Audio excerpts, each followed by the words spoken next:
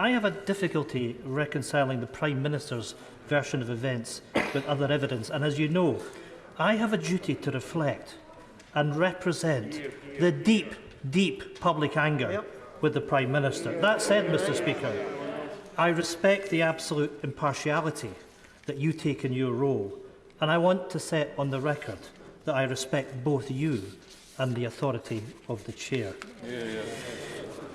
Mr. Speaker, this morning the Telegraph newspaper revealed that the Prime Minister attended a party in his flat on the 13th of November 2020.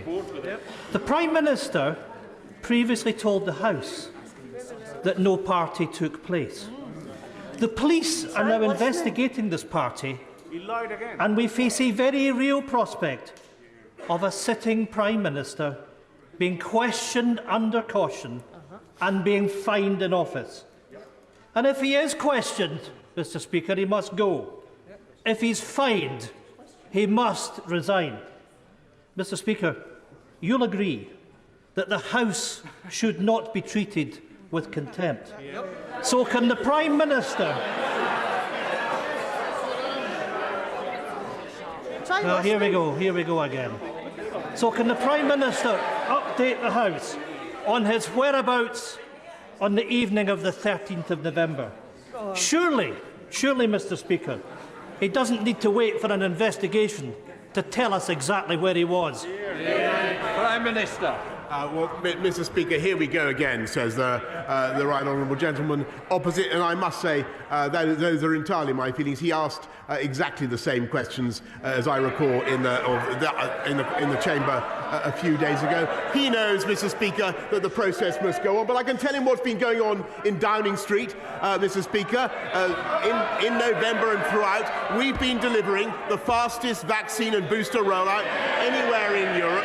We've been getting people back into work, Mr. Speaker. We've been getting people back into work, Mr. Speaker, and we've been helping to bring the West together to defy what I think is completely unacceptable threats and intimidation from the Putin regime against Ukraine. And that's what we've been doing.